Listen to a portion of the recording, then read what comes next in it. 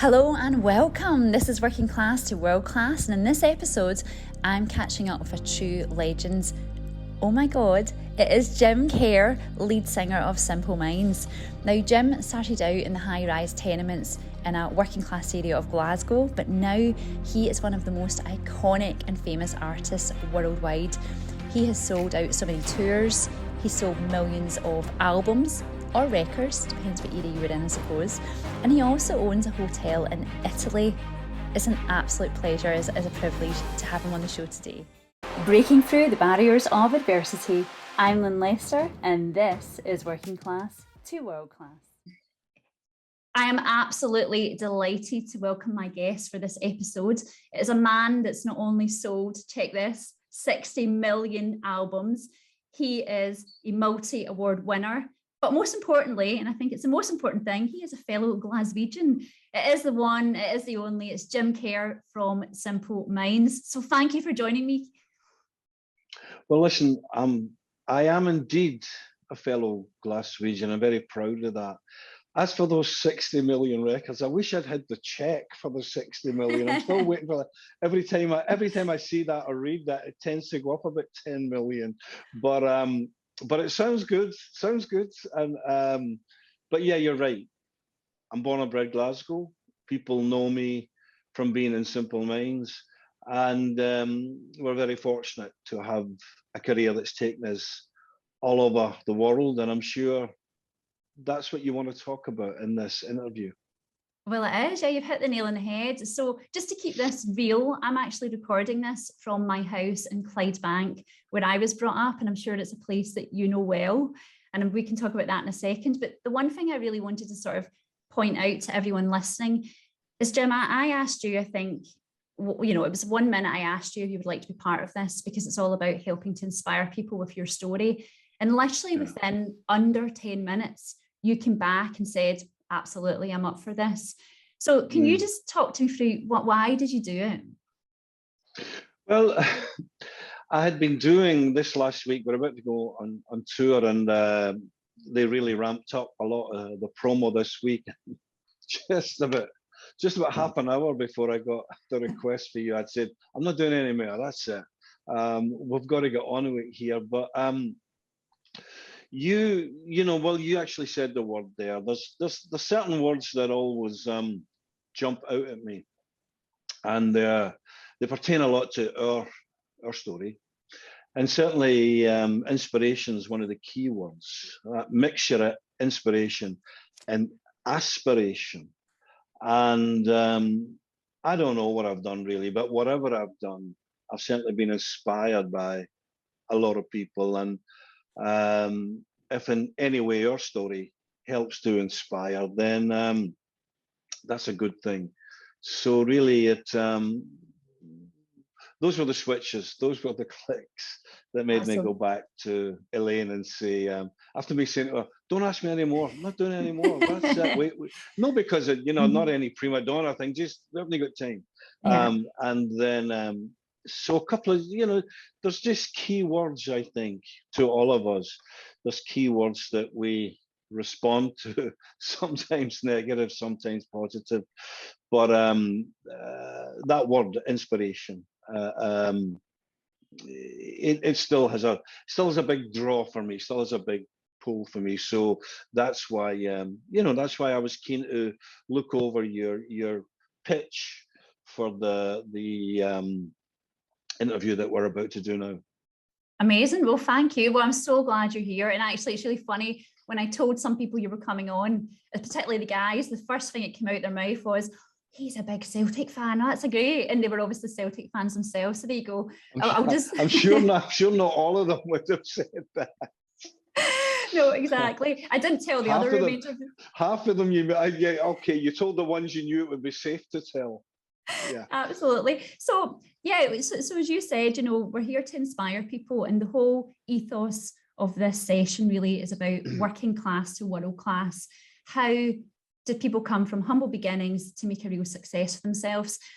Now, for a minute, you are the superstar. You are known worldwide. You are so successful. So for a second, I'm going to strip you of that, and I'm going to take you back many years to where you were Jim. I don't know if it was Big Jim, Wee Jim, Young Jim, don't know what you get called, but I'm going to take you back to where it began. And I would love you to sort of just tell your story. Where were you born? Where were you brought up? So the floor is yours. Well, I'm still Big Jim and Wee Jim. And it really depended who your pals were that day when you were out playing. But I was born, I mean, it's amazing. The thing really that I went on to do in my life, which, you know, rock music and writing songs. Elvis Presley put out his first record 4 years before I was born. So I was born into a house of music between Elvis Presley and the Beatles. And my mum and dad, they had me, well, both myself and my songwriting partner, Charlie Burchill, who I guess we'll talk about as well, because he's such a part of this story. We were born into Gorbals families, and we were born at the tail end of the 50s. So between the 50s, the 60s, the 70s, that's when music really, and the 80s, I think that's when music really was, as they call it, the lingua franca of the world. Music was the thing. There was nothing bigger than music. Nothing could touch it. I mean, when you think from the Beatles on, you'd be too young, but even when Michael Jackson came with a new record, the whole world knew about it. Bruce Springsteen, when he came with a new record, the whole world knew about it. Prince, you know, and then right up through MTV, where we could watch all of these people being channeled into our homes. So we grew up, in terms of location, we grew up in a Glasgow, very different Glasgow from now. I mean, the first thing I have to say, hands down, is we loved our childhoods. We just absolutely loved our childhoods. We couldn't see, well, we didn't know beyond Glasgow, but we couldn't see beyond Glasgow. We didn't dream of being anywhere else. Having said that, you know, it was an interesting time because, you know, there was signs of certain aspiration or inspiration. You know, people were starting to, well, we moved into a tower block in Toryglen, Glasgow, and although tower blocks don't have the best reputation, we loved it. You know, we'd moved from Gorbals tenements, cold and dark, and fires, coal fires and all that stuff, moving into central heating and moving into elevators and moving into baths. I mean, it was really, this is the modern world. And then also, as I said, a big thing for me is being at that high in the air, looking out. It might have only been Glasgow we could see up to the Campsies and all that, but to us it felt like the whole world was out there. So that was a great thing for stoking the imagination as well. So we grew up, you know, I'm painting a rosy picture there. I'm painting half the picture. That's the rosy side. The alternative side was that the industrial age, which Glasgow and west of Scotland particularly had played such a huge part in, was coming to an end. And with that, jobs, well, you would know about it in Clydebank, shipyards and factories. And my granddad worked in the shipyards. My mum worked in Singers, Clydebank, and all of that was coming to an end. So on one hand, you go, you know, man's landing on the moon and all that. Things are moving forward. On the other hand, the age that had made our city was coming to an end. And maybe an exaggeration to say it was on its knees, but it was starting to go down. So we grew up in a mix of, you're from a great place, but especially if you were male working class, the chances were you're going to have to move. You're going to have to get a trade and move to Canada or move to Australia or move to wherever. So that was the world we were brought up. My family they all worked in building sites or construction, as it's called now. And even myself too, from school, and get extra pocket money. So I'd go out on the sites on a Saturday and help my dad and all that. So it was very much like that. Having said that, my mum, you know, just the greatest. You know, she worked when we were young. It was part-time jobs. She was a machinist. And then she worked in, no wonder my teeth have fallen out. Then she worked in one of the first Greggs that opened in Glasgow. Said to me, "You should buy shares in this place." I said, "You kidding me on?" Oh God, what a mistake that was. So Charlie Burchill, my songwriting partner, our band really started at school. By the age of about 12 and 13, we were so into music. I mean, everyone was starting to get into it, watching Top of the Pops and buying your first singles and albums and going to your first gigs. But in our case, we got so into it, it was like, maybe we could start a band, maybe we could do something, have fun. So the band Simple Minds, the roots of Simple Minds really starts before I got 5 guys in Holyrood School in Glasgow. And that's really the sort of background, that's the sort of genesis, that's where we grew out of, and had no idea of what was to come, because the other thing I have to say, we're talking about Glasgow back then. When you think of Glasgow the last 20 years, Glasgow's been great at reinventing itself, and you go anywhere in the world and people want to come to Glasgow. When we grew up, they only wanted to go to Edinburgh. Now they want to go to Edinburgh and Glasgow, or just Glasgow, depending on the age. That wasn't the case then. So it's been great to see those changes, but certainly the idea is starting a band that could get a record deal, that could go on and have the kind of impact that our band's been fortunate to have. The chances of that happening, you have more chance of being an astronaut, as I put it, because we didn't know anyone that was in bands. We didn't know anyone that wrote a song. We didn't know anyone at the record deal. So it wasn't like, your uncle could put you in touch with a guy who had done it, or who could. There was no mentors. There were no academies. There was nothing to teach you. So really, it was all about, which is another word I have to use. I said imagination. I said inspiration, aspiration, but imagination. Imagination is a really powerful thing. And I think we were very fortunate to have that as a huge part of our characteristics. Wow, what a journey. It's funny when you say about singers. So my mum used to work in singers, and I wondered if they would have known each other. My mum's passed when I was only 16, but she used to talk fondly of it. No, and equally, but with your troubles. And I think, one thing you talked about there was your, how you thought big and how you explored the world and how you could see outside. And there was a nice piece that I had picked up, and it's really heartfelt, where you talked about your dad, and he was your best pal, and how he really influenced your life. Can you just tell us how did he influence you? Well, first of all, when people talk, I know we'll get to it. We talk about, I guess, the essence of what we hear is this class thing, and you're born into. Some people seem to be born into certain advantages, others less so, obviously. But I think the first thing, if you're born healthy, you're already ahead of the game. It doesn't matter where you are. You're born healthy. You're born in peacetime. You're born in a country that where you're allowed rights. You're already ahead of 2/3 of the world. So, what an amazing thing. But if you go on top of that and you're born into a family with parents who loved you and really demonstrated that, and there was love in the house, and you were encouraged in whatever wee ways,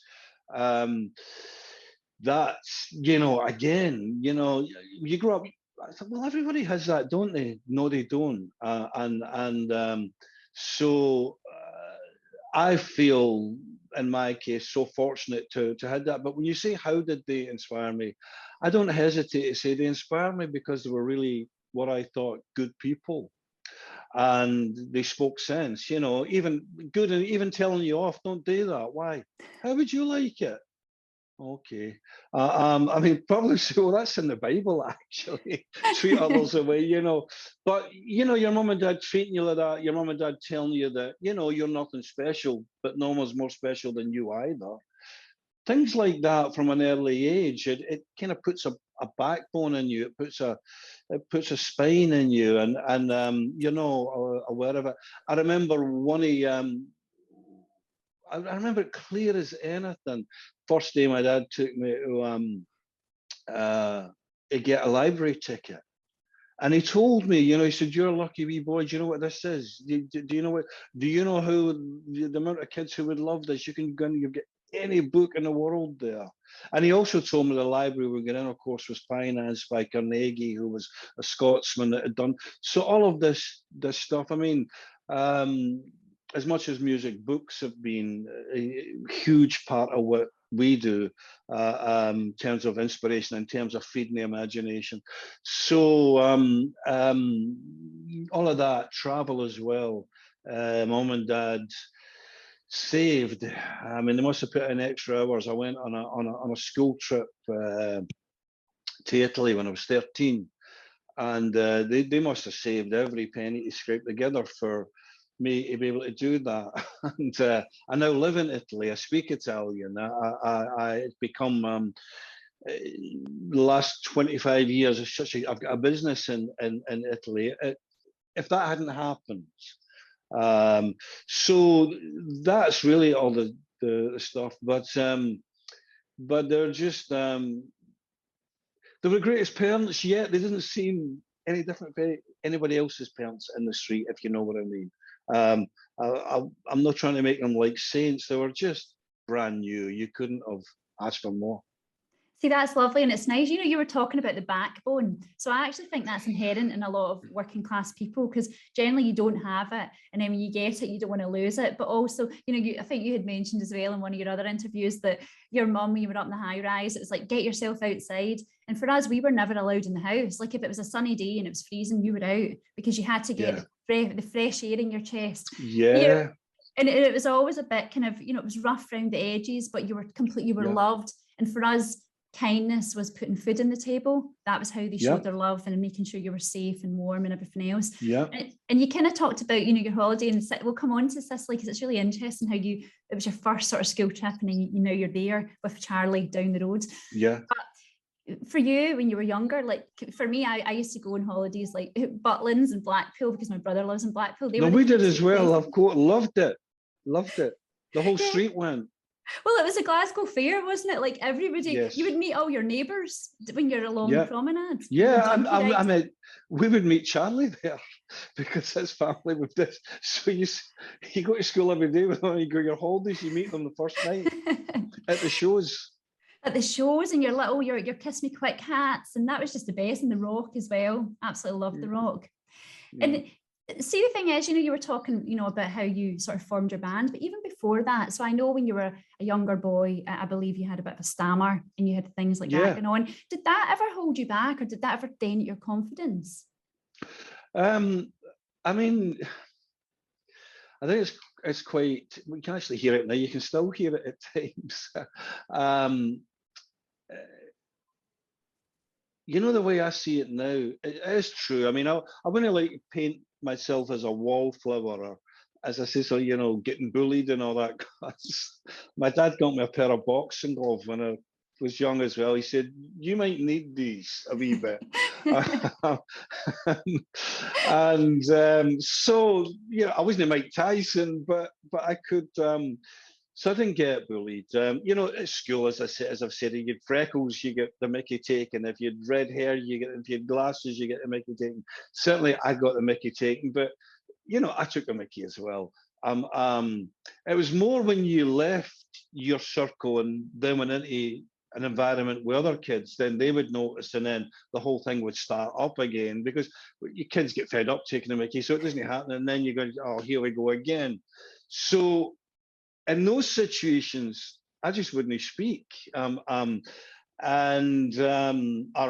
wouldn't speak unless I was really being provoked. But I think now I realise that in those speaking, you notice things a lot more. There's a dialogue with your own head going on. You're thinking, what is he saying that for? Or what's this? Or what's that? Or you look at somebody's body language more. Basically, I don't have any proof of this, but I think I had a real strong dialogue in my own head, a conversation going on in my own head a lot of the times, which has helped me in songwriting, which has helped me in the writing that I'm doing just now. That's how I amused myself, and ever since I was a kid, I was always writing stories. No one else was. I mean, the image of that is, oh well, you're kind of like I used to call it a wee SWAT guy. Not at all, but kind of there was things in my head, and I need to get it out. Whereas other kids could just yap away, mine would be sort of stuck in. So when I see it now, I think I might be joining up dots that aren't there, but that's the way I see it. I guess what I'm saying to you is sometimes what are your disadvantages are actually forming advantages that you then find a way to use later in life. You know, I couldn't agree more with that. Like, so to put the record straight, when I was at school, I was bullied for quite a long time, but actually it's made me a better person because I'm more confident than I've ever been, ironically. And there's just so many attributes I have now, like, you know, treating people with kindness, never being horrible, you know how it feels. And my mum was similar, you know, treat people nice on the way up because you might meet them on the way back down again. So I think those learnings are so true. Yeah. I mean, you know, people were, and also it was certain people were unkind. I mean, I'm going to say on one hand, the teachers we grew up, they were great. I was just saying there, the teachers that took us on a school trip to Italy and all that, they went way beyond. But sometimes you teach you know, the bit, especially for me, when you had to stand up, going around the class reading, I'd be like, you're not going to fucking ask me, are you? You know, I mean, Jim Kerr, you're next. Oh, Jesus. Give me a break once. But then you go, I mean, people say, how do you go from that to not only going on a stage as part of a band, but putting yourself in the very front line when that's the last place you would have wanted to be when you were at school? I mean, it's such a switch. But I've met, obviously, I've met quite a few contemporaries and stuff, and at least half the people that I've met that jump around a stage like I do, they're usually quite shy once the gig finishes. It's a weird twist. Yeah, it is, but I think there's something, I do think you have hit on something. I genuinely think the things that put you at a disadvantage when you're younger somehow makes you flourish when you're older. If you've got the right attitude, obviously not everybody has that. And so we're very fortunate to do that. But, you know, it's funny when you look at the school you went to, I mean, how come you drew the long straw? Because for me, I was at Redfield High School, which was boarded up windows, but you had lots of famous people, didn't you, at your school? That school's amazing. I mean, I have to say that when I look now, I mean, was there a great music teacher? The amount of bands, or did you all inspire each other?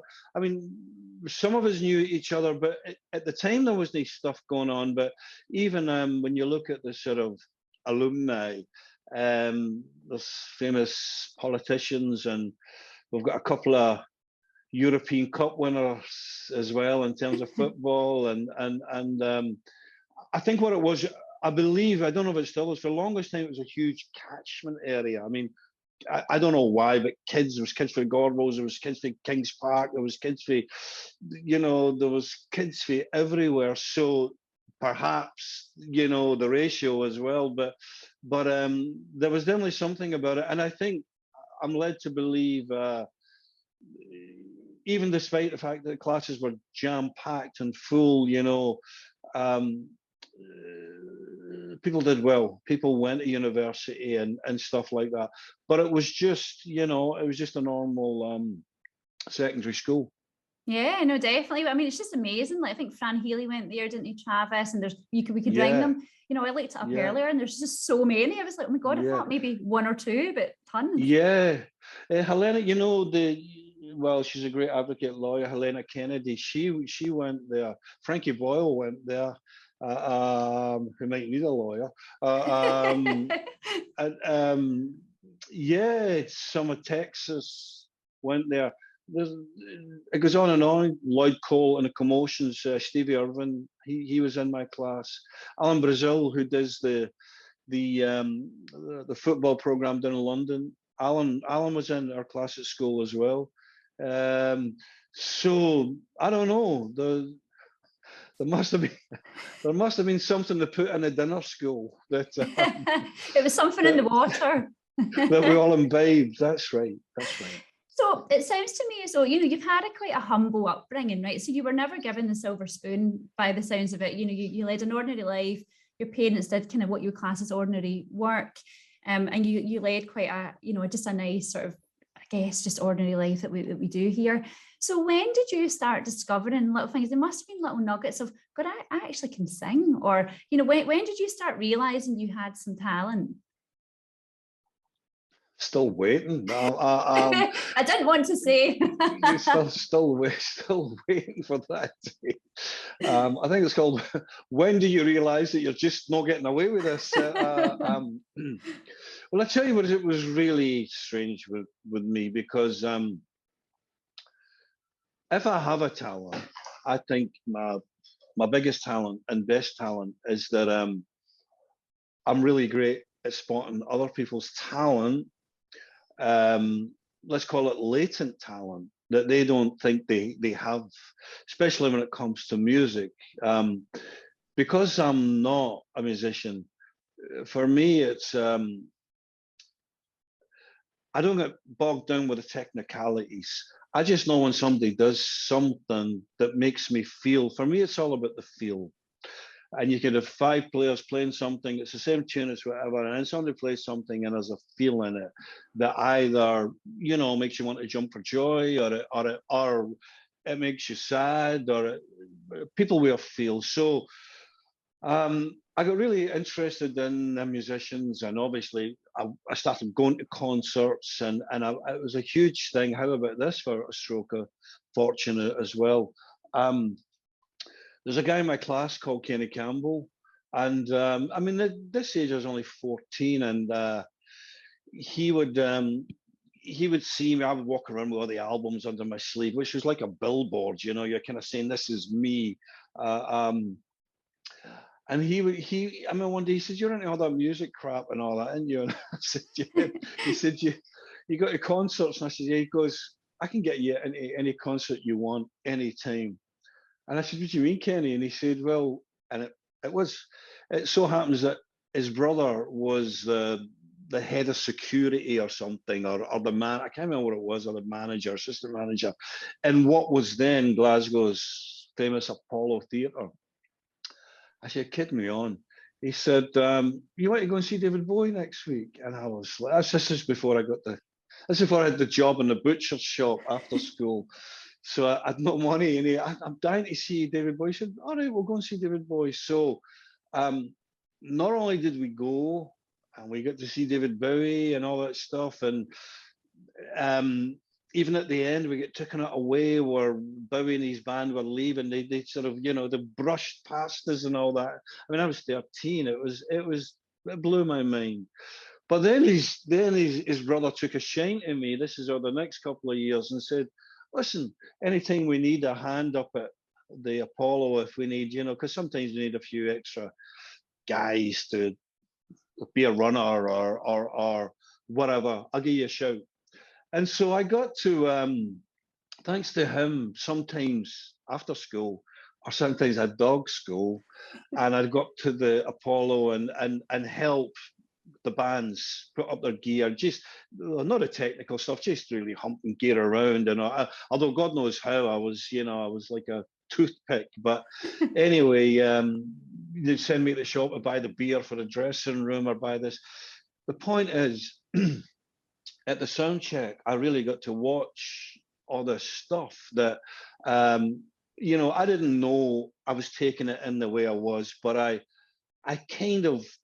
started to work out how things went, and therefore I got confident about that. And then I'd go into my class at school, and Brian McGee would have a drum kit, Charlie would have a guitar, so and so. I'd say, "Why don't you do something?" "Oh, we haven't got a place to rehearse, or we can't find a van, or we don't know how, or we." And I was, "Okay, I'll do it." So really, I never thought I would be in the band. I just thought I would be, I guess, a sort of manager or a roadie or something like that. and whatever the missing piece was, because I just wanted to be around people who played music. Um, Whatever the missing piece was, I would find it, and they would play, and then they would say, "But we don't know what music." This I'm making them sound clueless. They weren't clueless, but kind of. I was on fire, and they were half on fire, and so I think I was really good at putting all it together. But the one thing we could never find was a singer. And then one night, I mean, it's probably the last time I got drunk, but one night I got drunk. And they said, "Well, why don't you just sing then?" And I go, right, as long as you promise not to tell anybody, because you know this is already and all that. I'll do it. And I don't know. That was for about 2 months. It was like, I'll do it, but you can't tell anybody I'm doing it. So we're just doing it till the singer comes. Which, even this day, Charlie will say to me, "Listen, you." Still waiting for the singer to come, so don't get too confident. So it was really that I never thought. No, it wasn't a case of going and watching David Bowie and thinking, "Oh, I'll do that." No, it was more a thing of, "Oh, this world of music, somehow I have to. This is the thing I want to be involved in, and somehow I've got to get involved in this world." It was more that than thinking I could actually be at the forefront. See, that's amazing. Do you know, it's almost like serendipity, isn't it? It's like opening your eyes. So, you know, we're in Clydebank, it can be quite a narrow-minded place, as I'm sure Tory Glen and Gorbals. And I think it's not until you see it, you can believe it. So I remember I went on a school trip once down to London. And I remember thinking, oh my God, like there's big buildings. And I had never been outside Glasgow. I wasn't even allowed to go in Glasgow on my own. I had to go with an adult. So I went to this place and I was like, oh, this is huge. And there's people rushing about. And I just love the buzz of it. So the fact that you got to witness it, and maybe that's one of the sort of first things for people, is you've got to almost make the opportunity for yourself. And as you say, speak to the right people. Oh yeah, I'll definitely do that. Because you don't, I think unless you get outside your little bubble, it's very hard to be what you might want to be, or maybe what you don't know what you want to be. Well, it's interesting you say that, and of course, serendipity is a huge part of everything. There's so many factors involved, but the interesting thing you said there, and this is what this is especially when people talk about music, they never really look into this in terms of what we do. The interesting thing for me and what you said there is that you went down and you saw all that and you got exhilarated. You could have got intimidated, and some people do. You know, some people, when you take them out of their natural habitat, "Oh, this isn't for me." Oh, you know, many people, "Oh, that London, no, I wouldn't. Oh, it's not for me." But you're down there and you go like, "Wow," and you don't know what it is. Is this instant resonance? It resonates. Something hits you, and your eyes are wider. And I think, I mean, for instance, even in music, and you know, the people looking on would think, "Oh, how could you not like that? What they do, you know, they tour and they play and they get the accolades, and if they're lucky enough to have, so who wouldn't they like that?" You'd be amazed at the amount of people I've worked with that don't enjoy. They really don't enjoy being away from home, or they don't. There's lots of things get to them. They can't get over it. They can't get over the disappointments. You know, music's a weird thing. One minute you're nowhere, then you're top of the pile, then you're nowhere again. What are you going to do? Cry for your mommy? Are you going to run home, or are you going to knuckle down and reboot? Or I mean, that's where you find out who you are and what you're doing it for. But particularly in saying, you know, who you are. I saw an interview recently with Robert De Niro, and the guy had asked him the question, you know, why you, and da da da, and he said, "I'm lucky." And the guy, I've had this too. People say it's no luck. I mean, there's certain luck, but you've worked hard and you've done this and you've done that, which is absolutely all true, and we still continue to do so. But we're lucky because we were born a type that could embrace this when not everybody can. Other things get to them, or they get disappointed too soon, or you know. Anyway, that's where serendipity comes in as well. You know, are you in my case, serendipity to have a partner? I mean, what's the chances? I mean, the first day we moved into Tory Glen, mum and dad said, "Get out and play." You know, they were moving in couches and all that, budgies and things like that. They're still building the scheme. So, you know, there was piles of bricks and piles of cement and piles of sand, and there was a load of kids playing in the sand. Yeah, oh, there's the beach. And right on top of it was Charlie Burchill. Charlie's family had moved in a couple of months earlier. You know, can we play? You can play as well. Who, you know, Charlie's been my not only best pal, but songwriting partner, everything, you know, and as I always say, if it's just yourself, if it's just yourself, you can think you're mad. But when there's two of you, as I was with Charlie, we thought everybody else was mad, and that we were right, and that we would show them, and all that stuff. And that's, you know, strength in numbers. So that was a great piece of serendipity. If my ma had decided to go to Castlemilk instead, I know. If my ma decided to go to Castlemilk instead, that's that. Exactly. And you know, it's funny because it's almost a bit like two's up, isn't it? Like the people that don't doubt you, you're like, well, I'm going to prove you wrong. And I think that is a working class mentality. It's like, well, you're not going to tell me what I'm doing. You know, you sort of doggedly dig your heels in. And, you know, I believe, is it 1977? So it was 2 years before I was born. You launched is it Johnny and the Self-Abusers? Is that what you, I mean, I don't know if you could use that name now. I don't know where that name came from, but yeah, where did you come up with that idea? It's a great name. I think fantastic. In fact, we might go back to it. I'll do your rebrand. Exactly. Get the plastic bags out again and the spiky hair. I don't know if we'll get that, but although Gary Newman's doing that. It's not a hearing.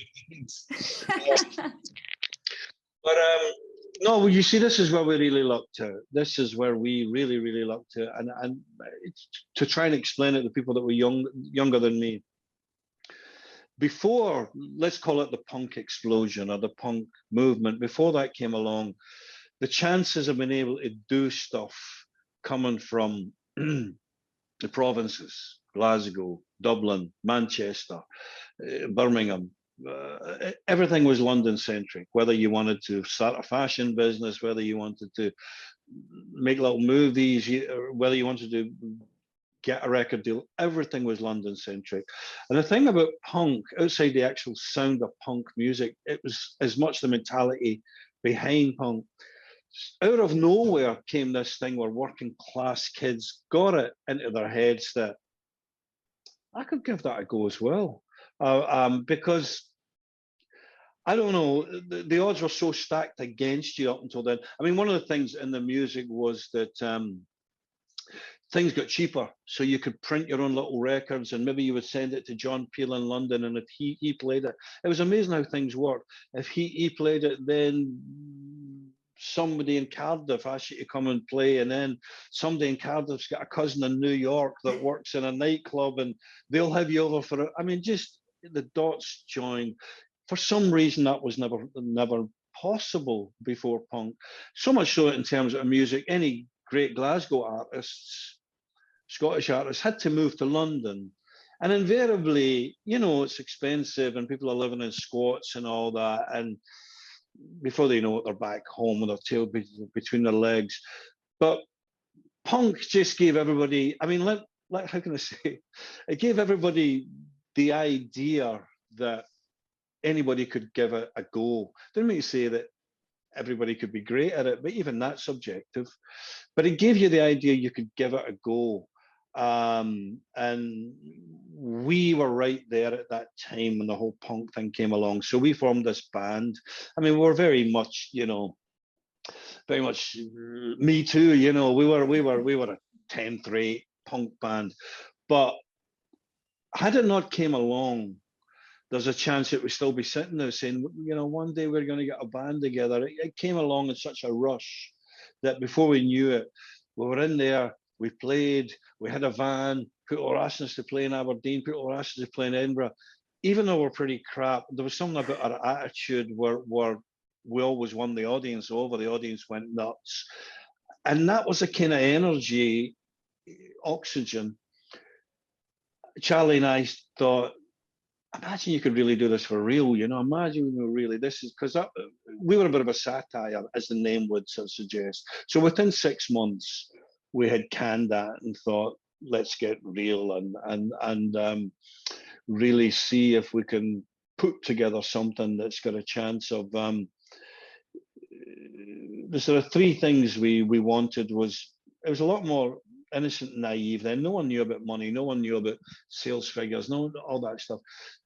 We wanted to be in a great live band. We really wanted that. We knew that from going to gigs ourselves. We could tell the difference between who was a good live band, who was a great live band, and the gap was colossal. So we wanted to be in a great live band. I wanted to be perceived as a great live band.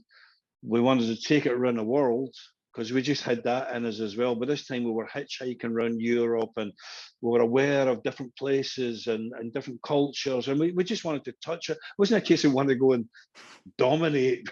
We just wanted to be in amongst all of that. So we wanted to take it around the world, and we wanted to eke some kind of life out of it. They were the three things. But all of that really, I don't know if it would have happened without the punk. So although we laugh at it, I think somewhere it was a real strong catalyst to what we have then gone on to do and continue to do.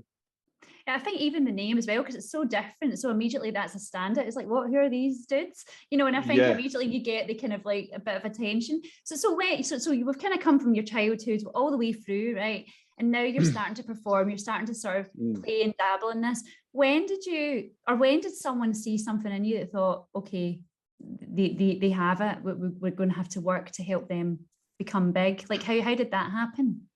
Well, I'll tell you a couple of alternative versions. People ask me that question, and I've, depending on how I feel, I go with one or the other.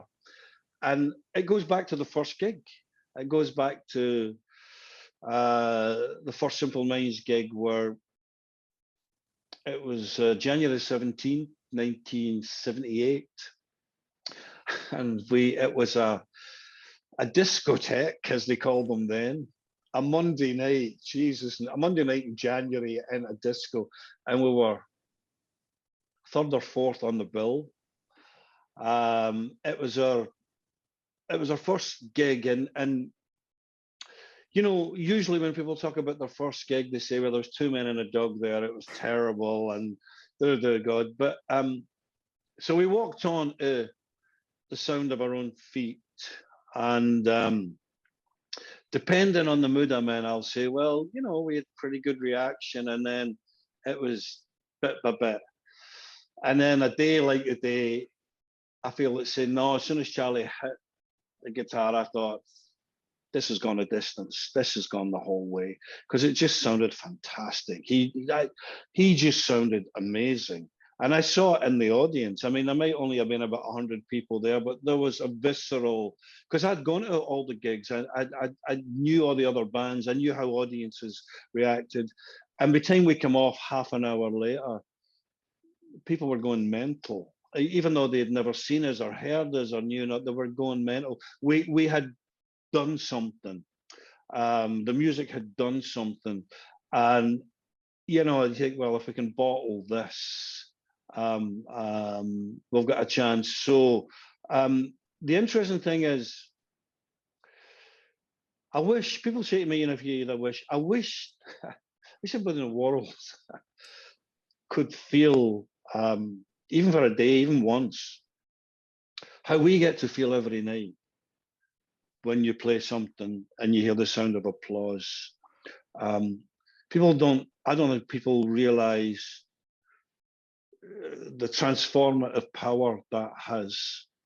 The sound of applause, or even if there's verbal applause, people saying to you in a workplace, "You're great. You're onto something great here," or "You're really good," because that's really what applause is saying. And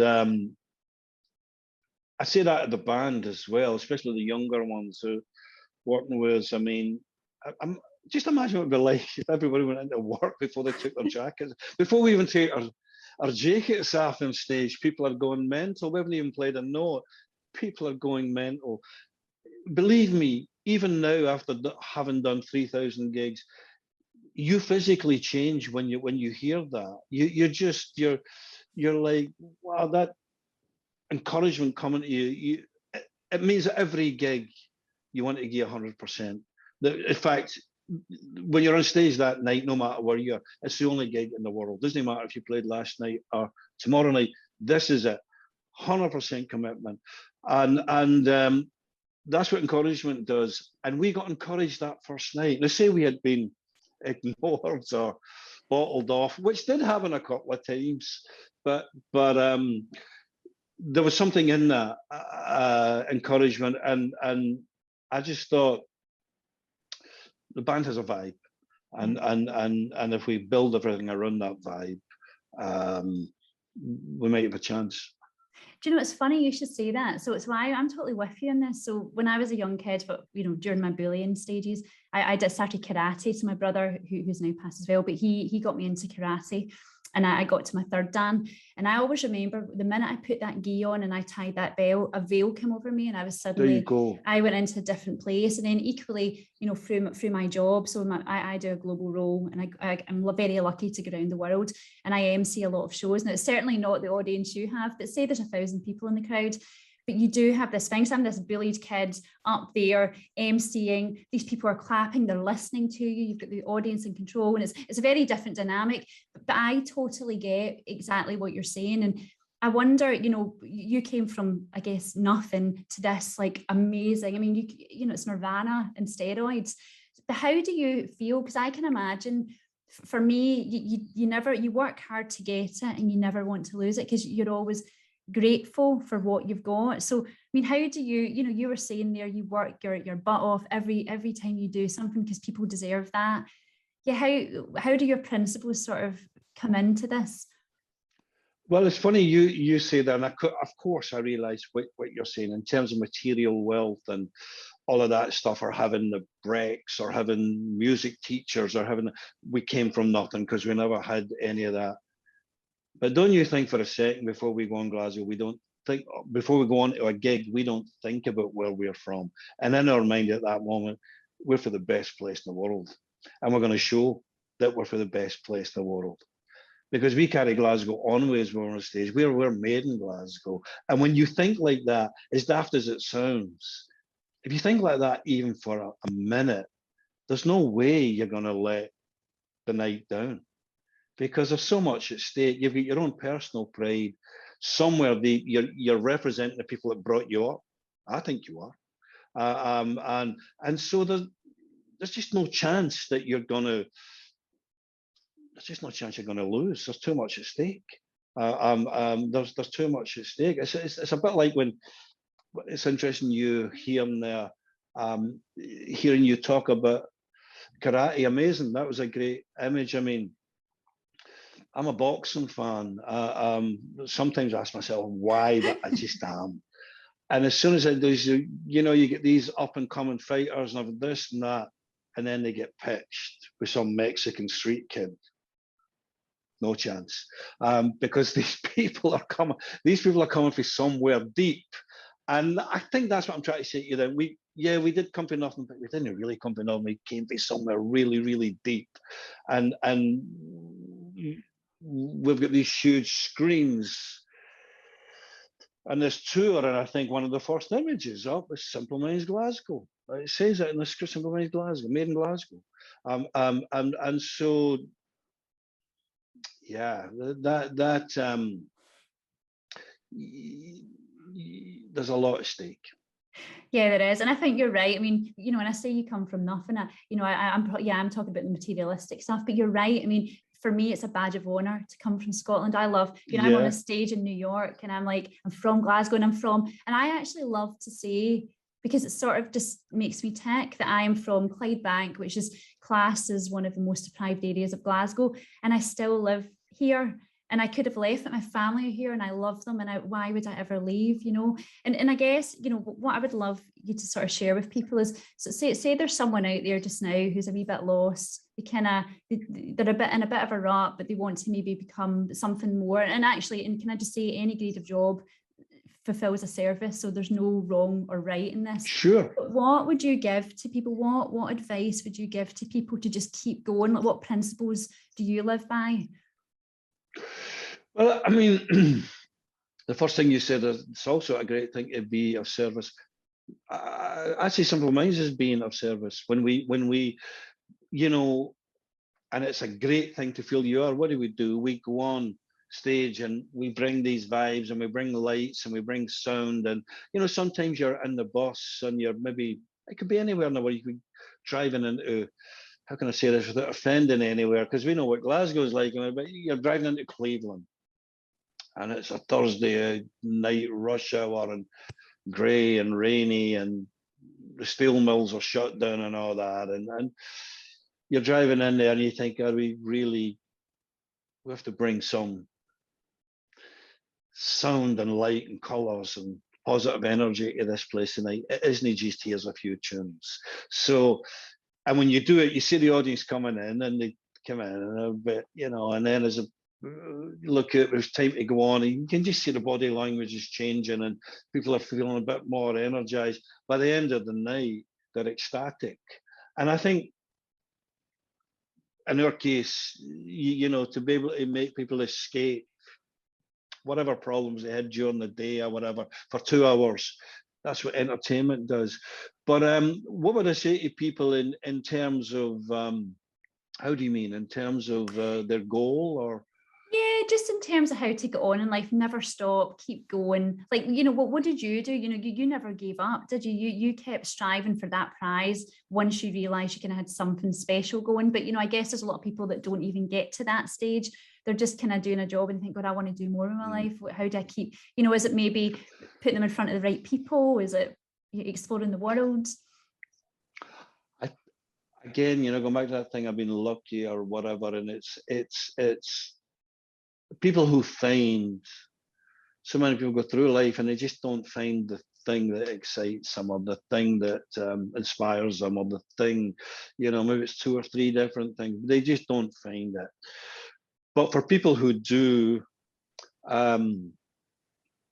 what an amazing thing. And if you love it, sure, there'll be times, ups and downs, and sure there'll be times where the worst things imaginable happen or things don't pan out the way you thought or something, you know, these things like black swan events, these things that only come once in a lifetime. They seem to come every year now, if it isn't pandemics or wars or recessions or whatever. What else are you going to do? I mean, it's when your mum and dad brought you up, what are you going to do? You still have to get up, put bread on the table. You still have to get up, put a roof over. You still have to. I mean, I find that with us, we've got a real, we've got a work ethic that it just never stops. I mean, it just never. As soon as a Monday morning. Maybe no 9 o'clock, but as soon as a Monday morning, I don't have to go to work on a Monday morning, but there's something about a Monday morning still. It's like, right, what's the plan this week? And there's something about a Friday looking back going, oh, great, we got this done and we got that done. Or, you know, and in our case, it can be a load of things. It could be writing, it could be recording, it could be writing I'm doing, it could be anything. Learning a language. I mean, languages, I can just tell you something that came to me, you know, fairly late, but what a thing that's been to have another language. It seems so obvious, but I would encourage anybody that can do that, because apart from well, why would I do that? What do I need to do that? Apart from the self-esteem and actually the opportunities that cannot open if you've got another language. And if you get one language, you can, my partner speaks 4. She speaks Wow. 4 languages. There's such a so some weeks when I'm in Italy, I think my Italian's not as good as I'm going to go to school this week. And you know, just to improve, or to have a plan. You need to have a plan. If you don't, you can have a goal, but a goal without a plan is nowhere. You need a plan. Even if that plan doesn't pan out, you need a plan. You say, well, we moved incrementally forward. Without a plan, you can get flaky and you put it all off and you don't know what.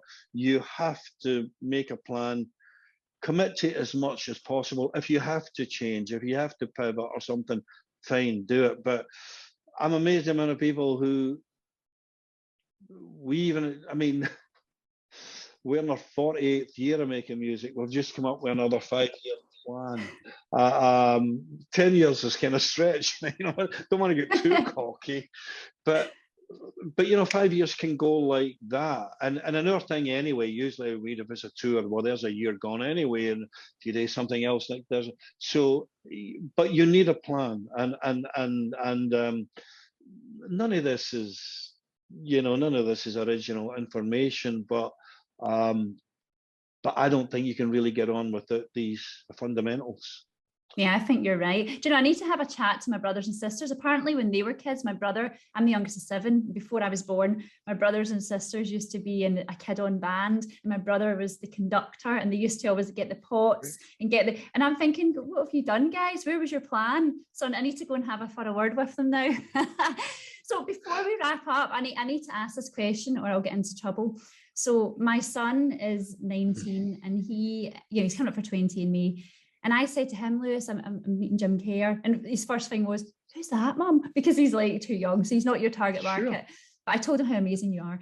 And I said to him, if you get a chance to speak to someone like him, what would you ask him? Because I want to influence people like him. And he said to me, well, I would love to know, how did he manage to surround himself with people that helped him get on in his career? But more importantly, how did he learn to trust them?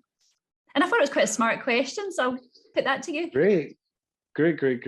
Well, again, serendipity, luck. I mean, you when you start the band, you know, and when you've never been outside of Glasgow, you're never even outside the south side of Glasgow. I still get a nosebleed when I go to the West End. I don't know where anything is, you know, I'm really south side.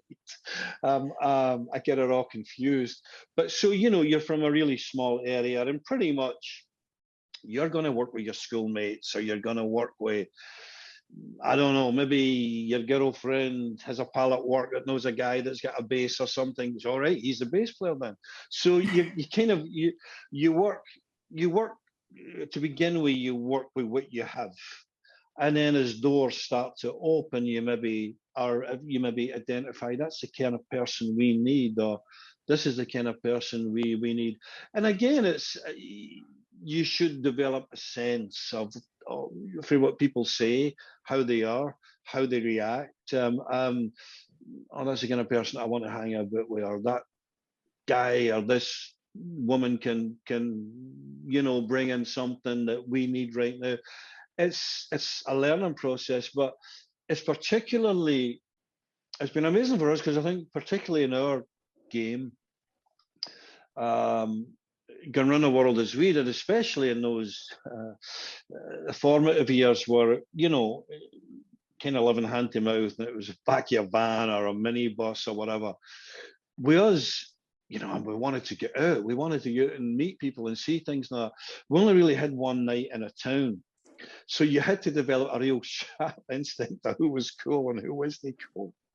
And that has been, I think that's been something that's kept us in good stead. But your son is right, and on stage, of course, there's us, but we've been so lucky to have just great people work along with us. You know, even now, people who work with our assistants or manager and all that, they're the best, and they're looked on as the best in the game. And why would you not want the best if you can attract them? Absolutely. My mum always used to talk about is reputation by association. So yeah, I'll Right. make sure I go back and relay that. So thank you so much. I mean, this has just been, I mean, I think we could talk for ages. I think we need to get a drink and go through, you know, and talk about all your life's worth, because I think there's a lot more in there than we've just sort of scraped the surface, I guess. And, you know, and the fact that you know, you even go back to the Barras to do some gigs, you go to Celtic Park. I think, Jim, you're just keeping it real. And I think that comes through. You know, I watched a video of you warming up, and it wasn't the crowd. I think it was in Toronto, and it was a small group of your team, and just the way you behaved and the way you made them feel. I mean, I felt the way I think they would have felt, and I just think that just shows that you're a lovely person. And you know, I don't, I don't know about that, but that's the one thing I always say. You know, I mean, the band we've got women in the band as well. I mean, they're top notch. But before every gig, I always say, you know, people get nervous to do. It's every night. It's like, oh, this again. We've got to go out and win it again, or we got to go out and risk it again when it doesn't work. And I always say to them, look, this is a piece of cake. This is a piece of cake. These people have already decided before they even came through the door that they love the music and that they're going to have a great time. All we have to do is be absolutely brilliant every night. I think, oh, thanks a lot, because that's what they're demanding. But lovely to talk to you, and I hope this pans out. I'm sure it will, and I'm sure you're going to inspire so many people. So thank you so much.